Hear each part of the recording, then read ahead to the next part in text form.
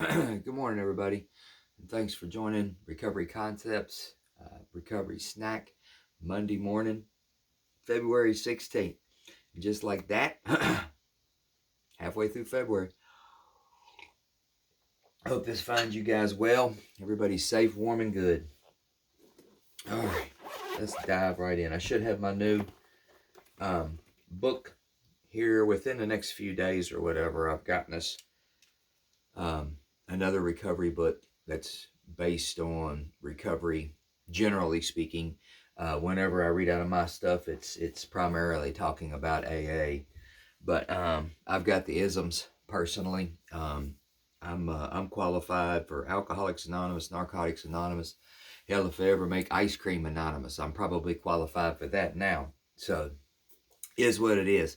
But it's more generally based recovery topics, generically speaking, for anyone that's in any type of recovery. So I thought that might be beneficial every once in a while. We'll see what you guys think. All right, February 16th, Monday. Happy Monday morning. Giddy up. Giddy up. Let's get it done. Thought for the day. Once drink started a train of thought that became, again. One drink started a train of thought that became an obsession, and from then on, we couldn't stop drinking. We developed a mental compulsion to keep drinking until we got good and drunk. People generally make two mistakes about alcoholism. One mistake is that it can be cured by physical treatment alone. The other mistake is that it can be cured by willpower alone. Most alcoholics have tried both of these ways and have found that they don't work. But we members of AA have found a way to arrest alcoholism. Question: have I got over my obsession by following the AA program? Meditation for the day. I will try to be unruffled no matter what happens. I will keep my emotions in check, although others about me are letting theirs go. I will keep calm in the face of disturbance, keep that deep inner calm through all the experiences of the day. In the rush of work and worry, the deep inner silence is necessary to keep me on an even keel. I must learn to take the calm with me into the most hurried days. Prayer for the day. I pray that I may be still and commune with God. I pray that I may learn patience, humility, and peace. All right. I personally, as usual, I can relate to almost all of it. But the two mistakes, one, by people generally make two mistakes about alcoholism, drug addiction. One mistake is that it can be cured by physical treatment, and the other is that by willpower only. You know, for me, the curing of the disease of addiction had to come pretty much spiritually and consciously and emotionally. Um, I know now a lot more about why I used the way that I used, or how it turned into the use that it turned into with me. You know, some people can just catch a cool buzz on Friday every other 2 times a month or something or another and not be a problem. And I could do that early on before I became medicinally addicted, but I didn't choose to. Once I got that feeling of alcohol and some recreational drugs, man, I chased that stuff all the time. I couldn't get it all the time, but it wasn't a problem until I became addicted. But there's something that needs to be looked at in the causation as of why did I want to be in a state that I did not feel the feelings that I was feeling, you know? And as far as willpower is concerned, there are many things I hadn't been able to get through in my life, but by God, I could not come to a point in my existence in my late 30s, in my late 20s, that I could find any joy in life without drinking and drugging, any kind of perceived happiness or whatever. It always required drugs and alcohol. The willpower never kicked in for me. I'm not 100% sure about that because I never applied a lot of my willpower to stop drinking and drugging. I was always trying to fix other things. Again, my disease put me in a position to where I recognize other things as the problems, not my drinking and drugging. My drinking and drugging and any problems with that were always summed up to bad luck or some outlying factor. But it was, I guess, subconsciously, I never looked at the drinking and the drugs. I knew I drank too much.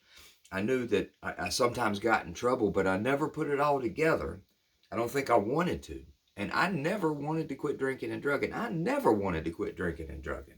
I wanted the problems that occurred when I drank and drug in my life, which was daily, to cease. But I couldn't even identify what they were. Now, until I got the alcohol and drugs out of my body, I could not even identify what the problems actually were. They showed up shortly after. I stopped putting drugs and alcohol in me, and things started to pop up. And those things for me were the things that needed to be given attention. Let's see. The consciousness of God, living in the consciousness of God. I will try to be unraveled no matter what happens. I'll try to keep my emotions in check. I will keep calm in the face of disturbance. The prayer for the day. I pray that I may be still and commune with God. I pray that I may learn patience, humility, and peace. I like the try part. I will try to be unruffled. Try as I may, I still get upset about stuff every now and again. I'm living in a world that I don't understand at points in times, and I'm an opinionated person by nature. I have gotten better at my dealing with other people and their opinions, and the facts in my life anyway as they are. But I cannot say that I don't get unruffled and all that. I can say when I become disturbed, I have a choice. I've been given tools and I understand clearly. And I'm not 100% sure exactly what's going on, but I'm 100% sure that it works for me. When I back away, step away, disconnect from whatever is going on and ask for help from my higher power. God, I can't, you can, and I think I need to just get out of the way and let you. I'm trying my best here, but everything seems to be getting worse. I feel bad, whatever. Please remove my fear, my worry, my concern, my resentment. Please remove whatever it is that I'm battling with. And I ask for help from my God, my higher power. I can't explain it, but more times than not, there's almost an immediate calm. It